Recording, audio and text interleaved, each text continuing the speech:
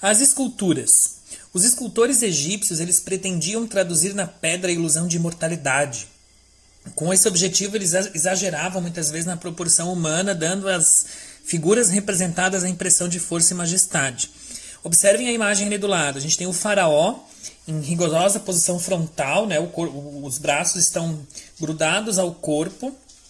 A gente vê ali uma das pernas, né, está em posição de avanço, como se ele fosse superior aos outros, e realmente eles eram vistos dessa forma. Vejam que ele está pintado ali de vermelho, né, assim como nas pinturas, a escultura também muitas vezes era pintada. As esculturas, elas representam a imortalidade, a mesma coisa, igual à imortalidade. Imortalidade porque eles acreditavam nessa imortalidade, mas se ela não acontecesse com toda aquela questão lá da passagem da vida após a morte no tribunal de Osíris, então essas imagens, essas esculturas, elas tinham a função de fazer isso.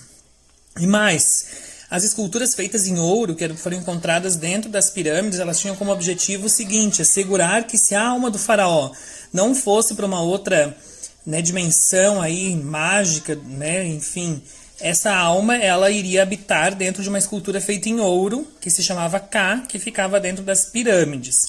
Sim, os escultores, aqui outras esculturas, os escultores egípcios, eles também trabalhavam com ouro. Aqui nós temos esculturas feitas em ouro, uma triade ali, né, de 3 deuses, Osíris, Horus e Ísis. E nós temos a máscara funerária de Tutankhamon, que foi o mais famoso e mais rico faraó do Antigo Egito, porque a tumba dele foi encontrada intacta, completamente intacta, em 1922.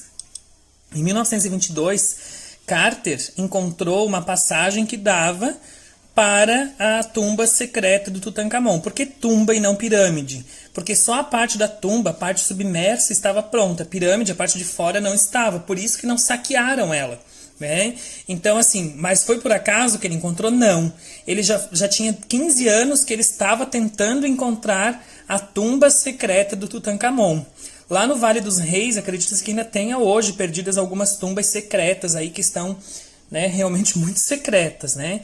Enfim, mas o tesouro do Tutankhamon era fascinante, né? Dizem que era incrível entrar naquela tumba que ainda tinha cheiro de frutas, de flores, inclusive levaram para dentro da tumba do Tutankhamon isso, dizem, né, que tinha lá.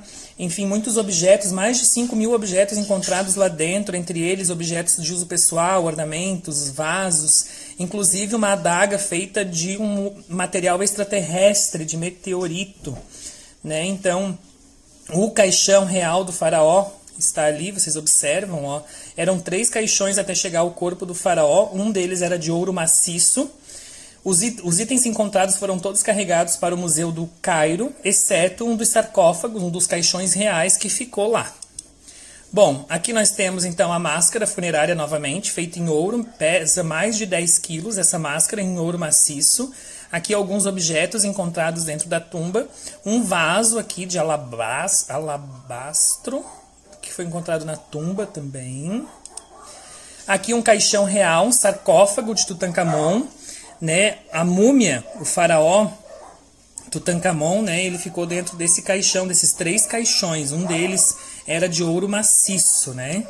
E aqui uma placa cerimonial, uma placa de casamento dele, que se casou aos 10 anos de idade com uma de suas irmãs, né? No Egito isso era comum, uma placa feita de ouro, e aí representa então, né, o momento de união entre os dois, né? O faraó morreu aos 19 anos. Curiosidades sobre ele existem muitas, inclusive vocês farão uma pesquisa sobre isso. Bom, espero ter sido claro. Esses slides serão disponibilizados também, assim como os vídeos no YouTube. Passarei o link para vocês assistirem e deixarei algumas atividades para fazerem sobre a matéria, certo? De arte egípcia. Tenham um bom dia, uma boa noite e uma boa tarde. E os meus cachorros estão fazendo um barulhão aqui.